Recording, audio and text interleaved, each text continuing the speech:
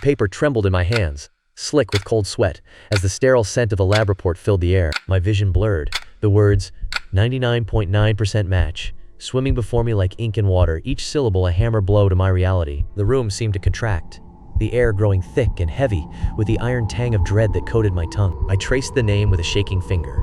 Not my son's, but my brother's, feeling the cheap paper's rough texture bite into my skin. Somewhere in the house, a floorboard groaned under an unseen weight, followed by the faint, wet sound of something dragging itself closer. My breath hitched in my throat, froze in midair, as the impossible truth whispered through the static in my mind.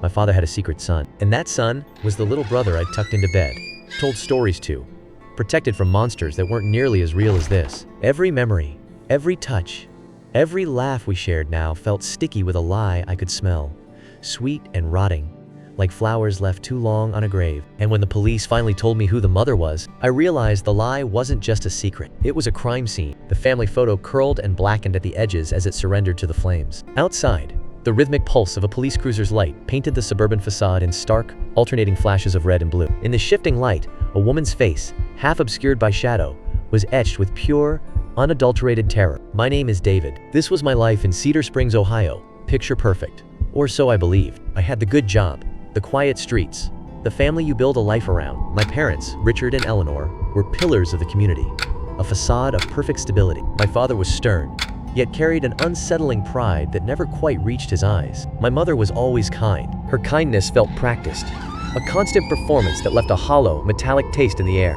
Then there was Liam, my baby brother, 16 years my junior. Our parents called him their miracle, a miracle that carried the faint, metallic scent of old pennies on his arrival. A scent my mother said was just the hospital air, but I remember it clinging to the quiet. He was born when I was already a junior in college. I cherished him like a brother, more like an uncle really. I helped him with his algebra, guided his hands on the steering wheel, offered whispers about first loves. But that bond, it always carried a strange, metallic scent in the air, like old pennies and ozone. A quiet, sticky dread had taken root long before I understood why. Our parents were older, less energetic, so that role fell to me. I had my own family now, Sarah, my wife, and our 2 little girls. Liam was the fun uncle who'd come over for barbecues, who'd spoil his nieces. It was a good life, a normal life. The crack in the picture frame came last year. It arrived with a faint scent of ozone and the sound of settling plaster. Our father died. My father's sudden heart attack left us reeling. At the funeral, my mother Eleanor stood like a specter among the mourners. Her grief was expected, but a frantic, unfamiliar terror haunted her expression.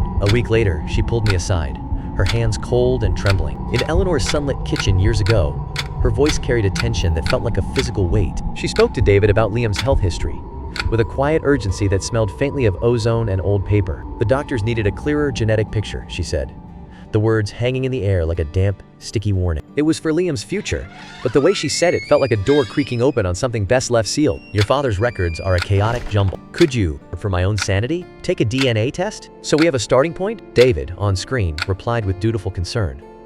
Of course, Mom. Anything for Liam. But her insistence carried an unsettling weight. It wasn't just a request.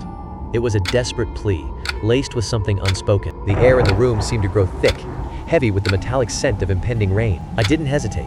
I ordered the DNA kit, spat into the tube, and mailed it off as a favor for my kid brother. A month later, the email finally arrived. My entire world collapsed beneath me. Father and son. A laugh escaped me. Brittle, empty, a sound with no warmth. It echoed in the quiet, suffocating space around me. A grotesque error, a lab mix-up. That's what I told myself. The chemical scent of ozone and decay lingered in the air. I called the company, my voice tight with restrained fury. But beneath the anger, a cold, creeping dread took root. The lab technicians were unyielding. No mistake. The specimen was pristine, the chain of evidence flawless. They offered to repeat the analysis for a price. Their certainty was absolute. No flaw. The sample remained undisturbed, the documentation unbroken. They proposed another test, at a cost. The air grew heavy with the sterile scent of ozone and disinfectant. Their insistence was absolute.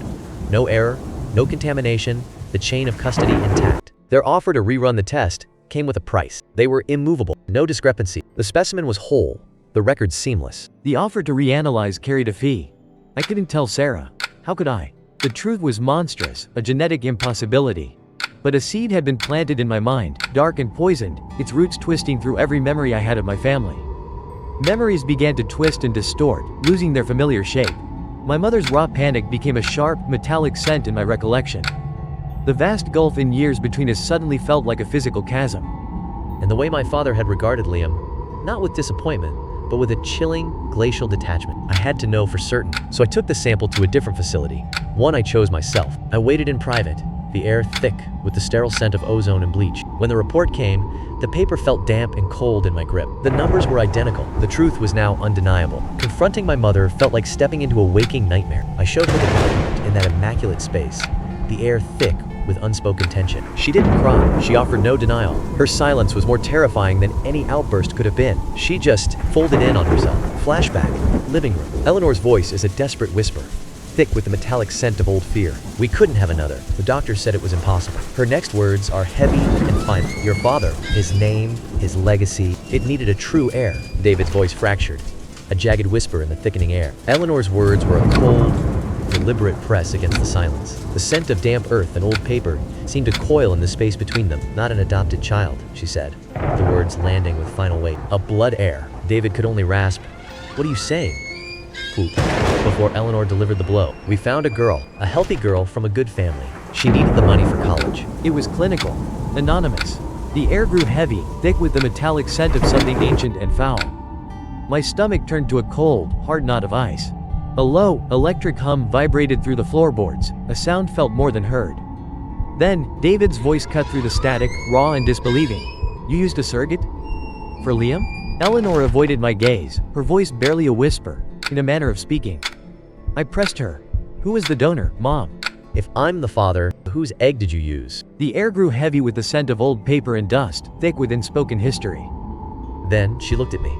A slow, deliberate turn that felt like the world holding its breath. And in her eyes, I saw a bottomless well of shame and terror. The air grew heavy with the scent of old paper and decay. Eleanor's voice was a dry whisper, scraping against the silence. "Eleanor, you have to understand, it was the only way to ensure the bloodline was pure. No unknown genes. It had to be from within the family." The world tilted, reality unraveling around David as the truth took root. Within our own family, I had a sister, Chloe. My brilliant younger sister died in a car accident the summer before Liam was born. They claimed it was just a rainy night, a slick road, a tragic, random loss that nearly shattered my mother. Then, a whisper cut through the static of memory. David's voice, strained and hollow. Eleanor's sobs followed, raw and guttural, each one soaked in a grief that felt decades fresh. She choked out the words. She was so young, so fertile. A detail that hung in the air, thick and long. It was perfect. She didn't understand at first, but we made her see it was for the best, for the family. The air thickened with the coppery scent of old blood and damp earth. A low, rhythmic scratching echoed from within the walls. Then the truth hit me.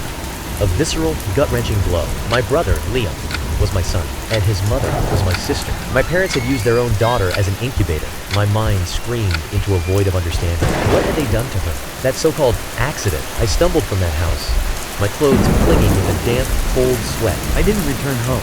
My mind was a frantic, buzzing hum. I went straight to the Cedar Springs Police Department. Detective Miller, his weary face etched with decades of grim cases, absorbed my fragmented, tear-soaked account. He accepted the DNA result with a slow, deliberate movement, the sterile scent of the room mixing with a faint metallic tang. As I spoke Chloe's name, his posture shifted almost imperceptibly. A tightening around the eyes, a stillness in his breath. The air grew dense, charged with the weight of an unspoken truth, as my statements settled between us like a physical object. He said it was a hell of a story, that they'd look into it, but I saw the doubt in his eyes. A wealthy family, an outlandish tale. It sounded like the plot of a cheap horror film, yet beneath his professional skepticism, I caught the faint scent of ozone in the air, that sharp, electric smell before a storm, and in that moment, the polished wood of his desk felt suddenly cold and damp to my touch. Weeks crawled by in a suffocating hush. My marriage frayed under the weight of a secret I couldn't yet unburden to Sarah. Liam's persistent texts buzzed like flies against a window, demanding to know why I'd grown so distant. Each notification was a cold, sticky reminder of the chasm I'd created. Every time I looked at my son's face, I saw my sister's smile, a cruel, living torture. The air in my home grew thick with the smell of old grief and ozone before a storm. Then the phone rang, its shrill tone cutting through the oppressive quiet. Detective Miller's voice was a cold, flat line, asking me to come down to the station. A primal dread took hold as I placed the receiver back in its cradle. The silence that followed wasn't empty. It felt sticky and expectant, I knew, with a certainty that settled in my bones like damp. Whatever waited for me at that station would change everything. His voice was unnervingly flat, revealing nothing. Detective Miller slid a faded, yellowed case file across the cold metal table. "We exhumed your sister's remains, David," Miller said, the words hanging in the stagnant air. A judge agreed, given the unusual circumstances. David waited, the air thick with the scent of antiseptic and decay.